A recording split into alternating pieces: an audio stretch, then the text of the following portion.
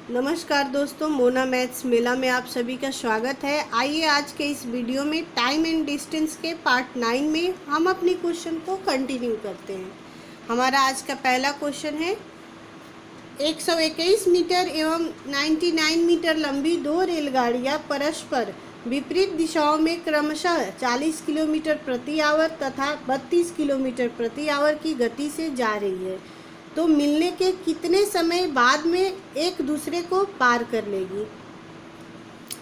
आज का क्वेश्चन भी हम लोग पिछले वीडियो से ही रिलेटेड करेंगे, यानी एक रेलगाड़ी में भाग रहे व्यक्ति को कितनी देर में पार कर लेगी, उसी से रिलेटेड है।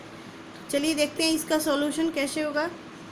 यहाँ सापेक्ष गति निकाल लेंगे। उससे पहले ये देखेंगे कि दोनों का डायरेक्शन क्या है। क्वेश्चन में कह रहा है विपरीत दिशाओं में है। डायरेक्शन क्या है? विपरीत दिशा है, यानी कि हमारा S1 प्लस S2 इक्वल हो जाएगा 40 प्लस 32, यानी 72 किलोमीटर प्रति घंटा। अब ये किलोमीटर प्रति घंटा को सबसे पहले मीटर प्रति सेकंड में बदल लेंगे, यानी 72 गुणे 5/18। 18 से 4 बार में 72 कैंसिल हो जाएगा, तो 4 से 5 में मल्टीप्लाई करेंगे तो हमारा आ गया 20 मीटर पर सेकेंड, यानी कि सापेक्ष गति आ गया 20 मीटर पर सेकेंड। तो चूंकि हमें पता है कि t इक्वल होता है L1 plus L2 by S1 plus S2, जहाँ L1 है पहली ट्रेन की लंबाई है 121 किलोमीटर प्लस L2 है 99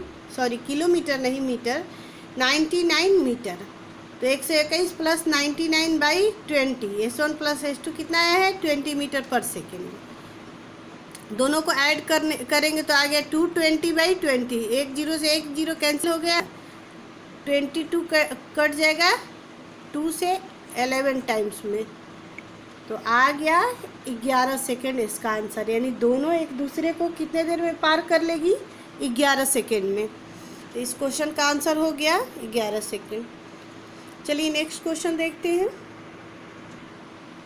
नेक्स्ट क्वेश्चन हमारा ये रहा।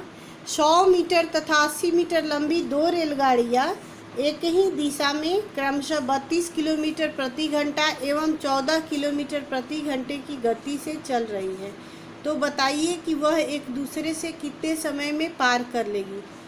वह एक दूसरे को कितने समय में पार कर लेगी।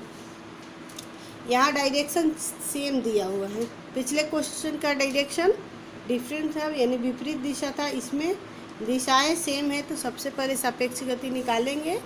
चलिए इसका सॉल्यूशन देखते हैं। S1 माइनस S2 इक्वल हो जाएगा 32 माइनस 14, तो 18 किलोमीटर प्रति घंटे आ गया। इसको 5/18 से मल्टीप्लाई करेंगे तो 18 से 18 कैंसिल हो गया, तो 5 मीटर पर सेकेंड आ गया सापेक्षिक चाल, सापेक्षिक गति।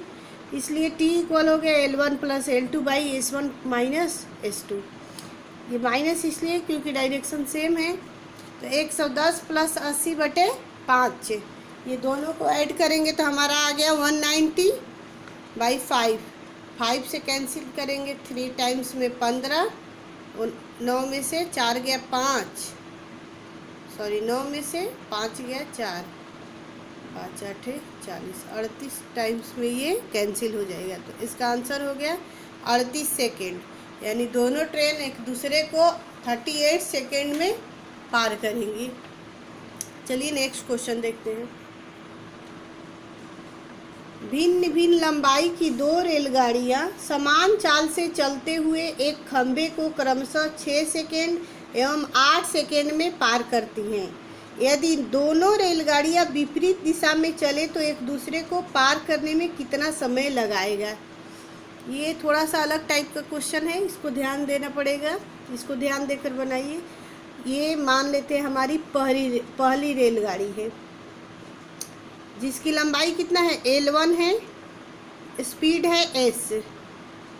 जब L1 लंबाई है, स्पीड s है, तो हमारा फॉर्मूला क्या हो जाता है t इक्वल हो गया L1 बाई s। जहाँ पहली ट्रेन की टाइम दिया हुआ है एक दूसरे को पार करने में 6 सेकेंड क्वेश्चन में, तो 6 इक्वल L1 बाई s हो जाएगा। क्रॉस मल्टीप्लिकेशन करेंगे तो L1 इक्वल हो गया 6s, यानी 6 स्पीड s। अब उसी तरह सेकेंड जो दूसरे तरह की रेलगाड़ियाँ है जिसकी लंबाई को L2 माना है हमने, स्पीड है s, क्योंकि क्वेश्चन में कह रहे हैं कि भिन्न भिन्न लंबाई है लेकिन चाल क्या है, यानी स्पीड है सेम है, समान है स्पीड, इसलिए दोनों के स्पीड को हमने s मान लिया। सेम फॉर्मूला लगा लेंगे, t इक्वल L2/s। जहाँ t दिया हुआ है 8, इसमें भी क्रॉस मल्टीप्लाई करेंगे तो L2 इक्वल 8s हो जाएगा। अब सापेक्ष गति में हमने ये पढ़ा था कि t equal L1 plus L2/s1 plus s2। अब यहाँ ये देखिए s1 प्लस s2 इसलिए है कि दोनों रेलगाड़ियाँ, जो दोनों भिन्न भिन्न लंबाई की रेलगाड़ियाँ हैं, वो विपरीत दिशाओं में चल रही है, इसलिए s1 प्लस s2 माना है हमने। L1 कितना है 6s, तो 6s प्लस L2 आया है 8s। तो पुट कर देंगे इन दोनों के मान को, तो आ जाएगा हमारा 6s plus 8s by s plus s। यहाँ s1 s2 की s2 दोनों s ही है, यानी स्पीड दोनों का सेम है। तो 8 6 14s हो जाएगा हमारा, 14s बाई 2s। ये दोनों को ऐड करेंगे तो s से s कैंसिल हो गया, 2 से 7 टाइम्स में 14 कैंसिल हो जाएगा, तो हमारा t इक्वल कितना आ गया 7 सेकेंड, यानी कि 7 सेकेंड में दोनों रेलगाड़ियाँ एक दूसरे को पार कर लेगी, या कह सकते हैं कि दोनों ट्रेन को एक दूसरे को पार करने में 7 सेकेंड का समय लगेगा। ये थोड़ा सा अलग क्वेश्चन है, इसको थोड़ा सा समझना होगा। आई होप आप लोग को इस क्वेश्चन का सॉल्यूशन समझ में आया होगा। चलिए इसी से रिलेटेड एक और क्वेश्चन को कर लेते हैं। हमारा नेक्स्ट क्वेश्चन ये रहा, समान लंबाई की 2 रेलगाड़ियां भिन्न भिन्न चालों से चलते हुए खंबे को क्रमशः 6 सेकेंड तथा 7 सेकेंड में पार करती है। यदि दोनों रेलगाड़ियां एक ही दिशा में चले तो पहली रेलगाड़ी दूसरी रेलगाड़ी को कितने समय में पार कर सकेगी। इस क्वेश्चन में सबसे पहले देखेंगे कि दोनों ट्रेन का डायरेक्शन क्या है।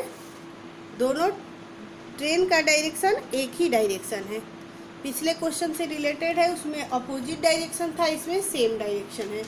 और पिछले क्वेश्चन में क्या समान था, दोनों का स्पीड समान था, लेकिन इसमें लंबाई समान है, दोनों ट्रेन की लंबाई समान है। तो चलिए इसका सॉल्यूशन देखते हैं।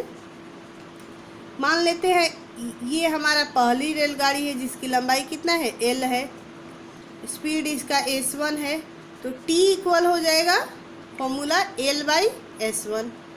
जहाँ t दिया हुआ है, समय दिया हुआ है 6 सेकेंड है, यानी 6 इक्वल L/s1 हो गया। तो s1 इक्वल कितना हो जाएगा L/6। उसी तरह से दूसरी रेलगाड़ी का देख लेंगे। ये दूसरी रेलगाड़ी है हमारा जिसका लंबाई L है और स्पीड है s2। दोनों का चूँकि क्वेश्चन में समान लंबाई बोल रहा है, क्वेश्चन कह रहा है कि दोनों ट्रेन की लंबाई सेम है, इसलिए दोनों की लंबाई को हमने L माना है। तो t इक्वल हो जाएगा, यानी 7 इक्वल हो जाएगा L/s2, ये दूसरी ट्रेन के लिए। तो s2 आ गया L/7। तो वही टाइम वाला फॉर्मूला अप्लाई करेंगे, t equal L plus L/6 minus L/7। ये सापेक्ष चाल है जो कि माइनस में हम लोग करेंगे सापेक्ष गति को, क्योंकि डायरेक्शन क्या है सेम है। तो L/6 माइनस L/7। अब ये दोनों कैल्शियम लेंगे तो कितना होगा 42, 7 42, 7 में से 6 गया, L हो जाएगा, यानी 1 बचेगा। तो 2L इक्वल, ये दोनों को ऐड करेंगे 2L हो जाएगा, 2L बाई L/42। अब ये चला जाएगा ऊपर, L से L कैंसिल हो गया, तो 2 गुणे 42, तो इसका आंसर आ जाएगा 84 सेकेंड, यानी 42 गुणे 2, 42 में 2 से मल्टीप्लाई करेंगे तो 84 आ गया। कह सकते हैं कि पहली रेलगाड़ी दूसरी रेलगाड़ी को 84 सेकेंड में पार कर लेगी। ये तो हो गया बेसिक मेथड। चलिए इसको एक ट्रिक से बनाते हैं। हमने पढ़ा था टाइम एंड डिस्टेंस में भी पढ़ा था, एलिगेशन मेथड में पढ़ा था कि जब लंबाई सेम हो तथा चाल भिन्न हो तो उसको कैसे बनाएंगे, देखिए ट्रिक से बताते हैं।